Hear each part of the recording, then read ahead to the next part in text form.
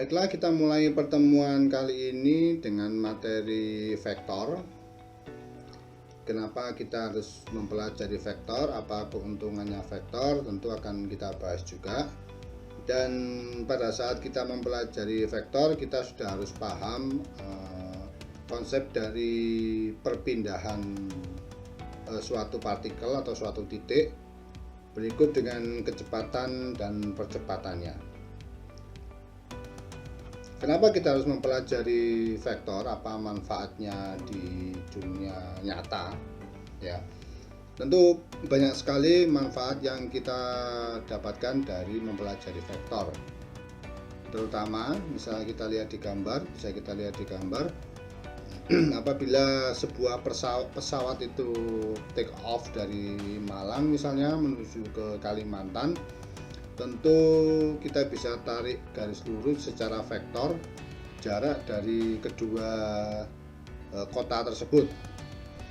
Ya, kenapa kita harus tarik garis lurus? Karena kalau kita mengikuti jalur maka tidak standar jarak itu. Masing-masing mempunyai ukuran tersendiri-sendiri. Sedang pada saat kita gunakan vektor dengan menarik garis lurus, maka kita bisa mengabaikan bagaimana alat transportasi tersebut bergerak. Tapi kita bisa mendapatkan ukuran yang sama, berapa jarak dari Malang ke kota Pontianak misalnya di sini. Begitu juga dalam penerbangan, tentu pesawat tidak terbang lurus ya ke atas itu, tapi pesawat tersebut bergerak secara kurva. Setiap pesawat juga memiliki ketinggian masing-masing yang itu mempengaruhi efektivitas penerbangan tersebut, dan bagaimana mengukurnya ketinggian pesawat tersebut. Untuk mengetahui posisinya tentu kita gunakan juga vektor. Kita tarik garis lurus dari posisi keberangkatan pada sudut tertentu, kemudian dari sudut ini kita bisa dapatkan berapa altitude atau ketinggian dari pesawat tersebut berdasarkan jarak. Apabila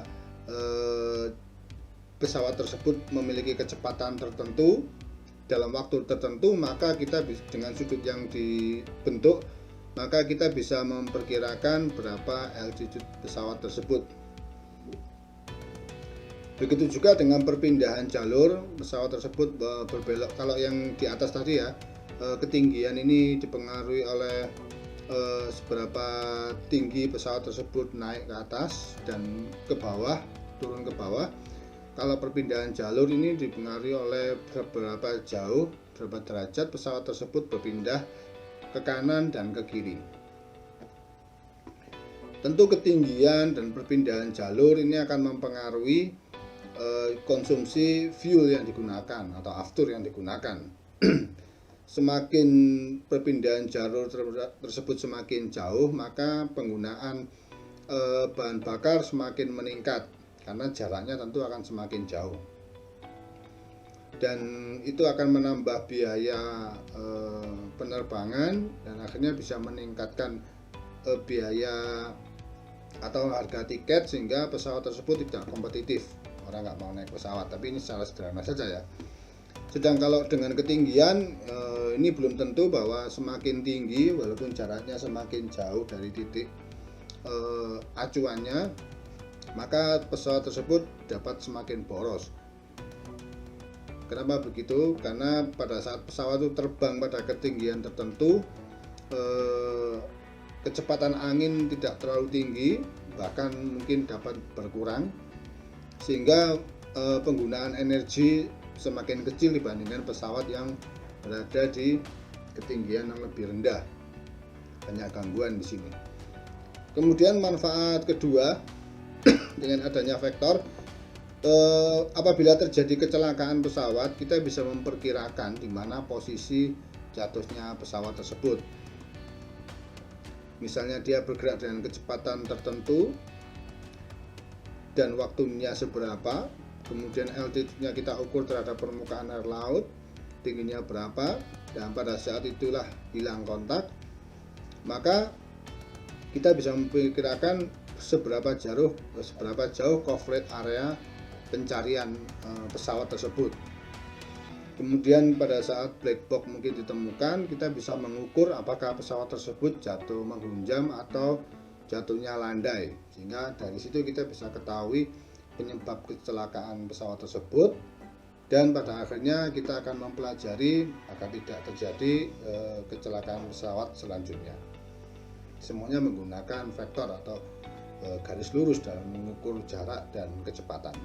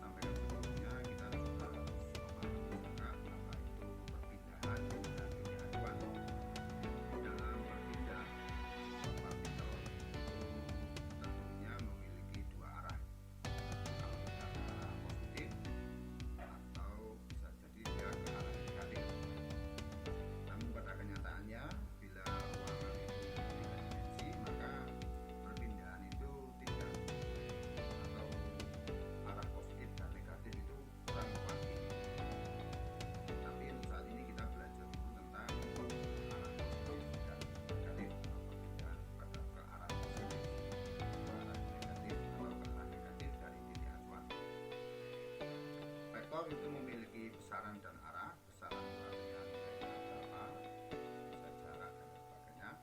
Kemudian arahnya kemana.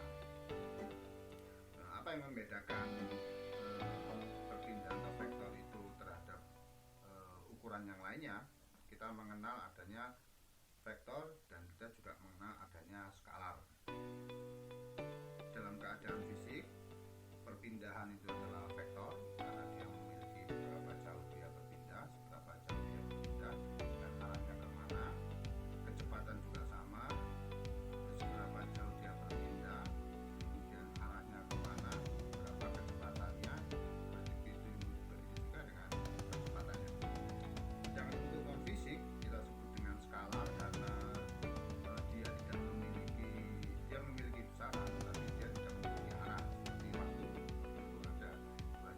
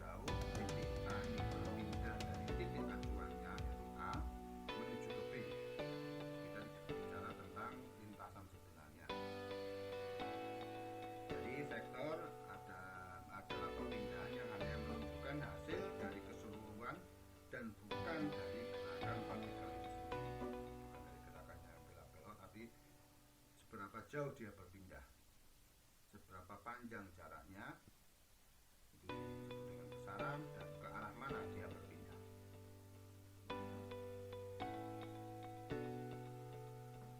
Selanjutnya akan kita lihat bagaimana menambahkan vektor, namun kita gunakan metode secara geometri, yaitu kita menggambarkan arah tersebut. Kita tidak mengatakan menjumlah vektor, tapi kita mengatakan menambah vektor.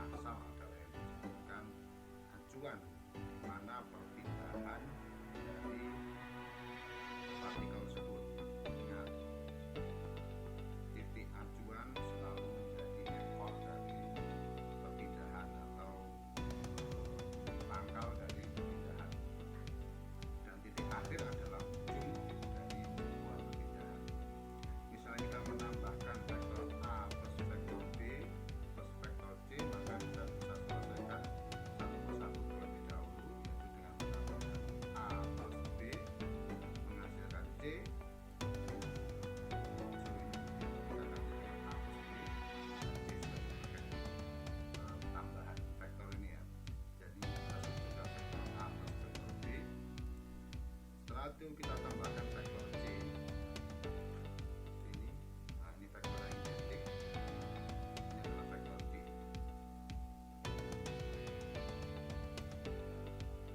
Setelah kita tambahkan vektor C, maka bisa katakan perpindahannya adalah vektor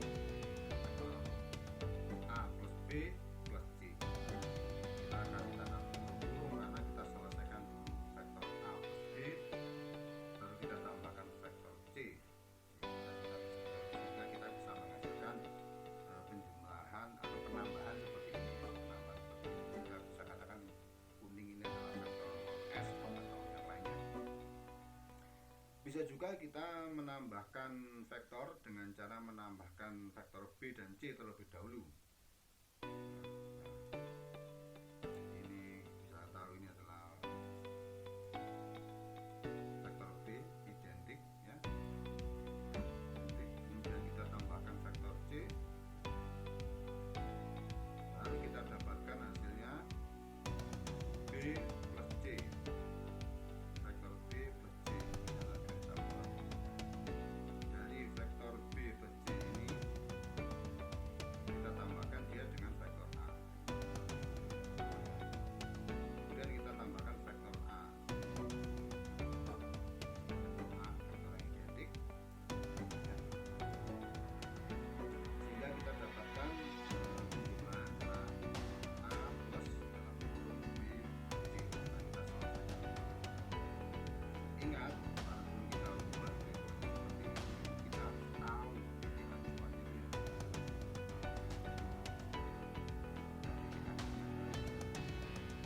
Jangan sampai kita menghitungnya seperti ini, tapi kita menganggap ini hasil di sini, maka hasilnya akan berbeda.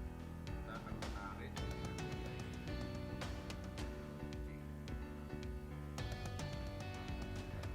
Kita harus tahu titik acuan awalnya dan titik acuan.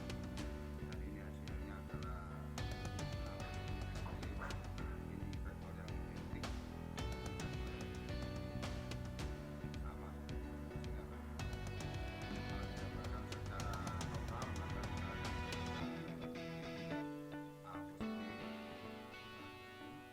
kemudian tambahkan C, atau B plus C, kita dapatkan B plus C ini hasilnya ditambahkan A, maka bisa kita katakan A plus B plus C didapatkan seperti ini. Ya.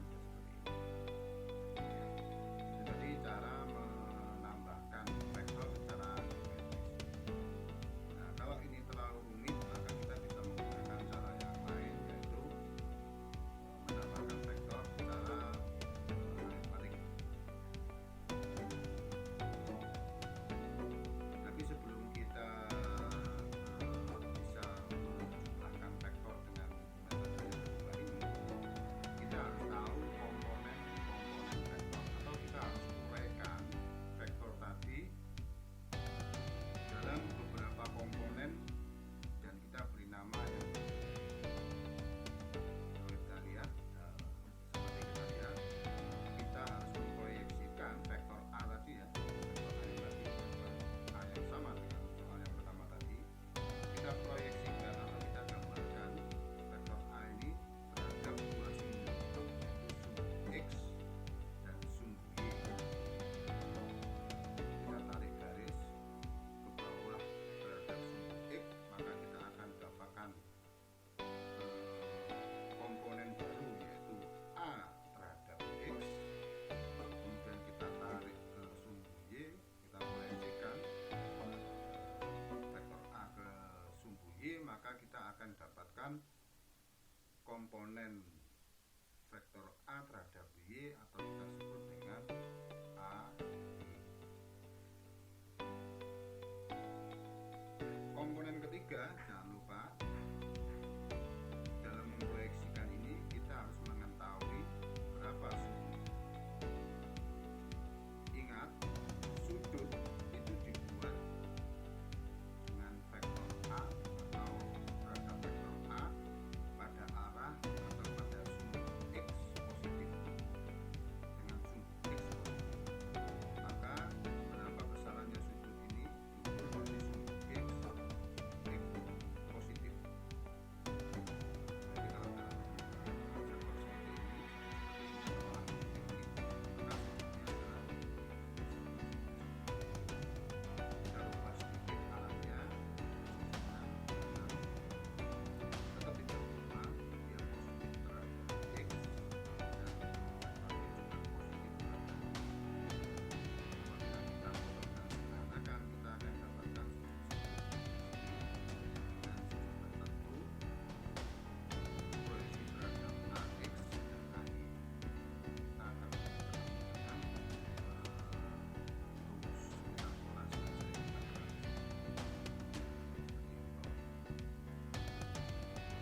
kita juga harus pahami kuadran dalam membuat pembangunan vektor. Kita punya kuadran arah panah ke atas atau ke bawah, kiri dan kanan.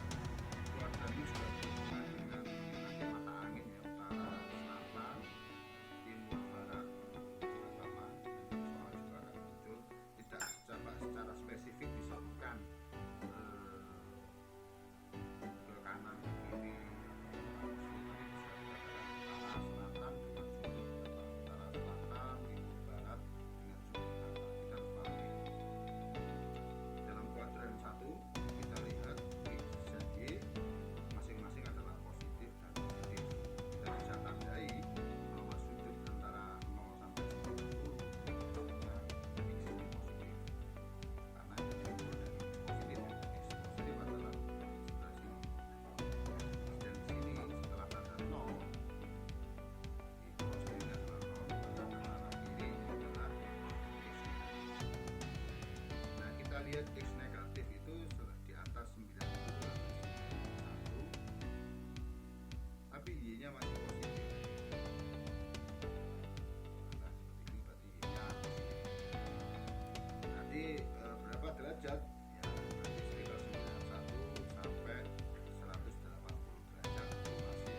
Untuk kuadran 2 di mana X dan Y, untuk X positif di posisi di mana X akan positif dan Y negatif, atau X negatif terbalik ya. Posisi di mana X akan bernilai negatif atau negatif terhadap X dan positif terhadap Y, itu terjadi pada kuadran 2 dengan sudut 91 hingga 180. Kemudian kita lihat yang ketiga, di mana vektor akan bernilai negatif terhadap X dan bernilai negatif terhadap Y dengan sudut 180, di atas 180 hingga 270. Dan yang terakhir kita lihat kuadran 4 di mana vektor akan bernilai positif terhadap X dan bernilai negatif terhadap Y pada 270 derajat hingga 360 derajat. Kita bisa lihat dalam aplikasi di sini sebuah vektor yang diproyeksikan terhadap Y bernilai positif dan X bernilai negatif. X bernilai negatif. Kemudian di sebelah kanan kita lihat aplikasi di mana, nah kita lihat di sini ya sudutnya ya. Di sini sudutnya kita lihat bahwa di atas 90 derajat ya. Ini 90 derajat ya, ini tambahkan di sini. Kemudian kita lihat di kuadran ketiga di mana aplikasinya vektor kita lihat dengan sudut lebih dari 180 ya. Kalau ini 180 berarti ini lebih ya.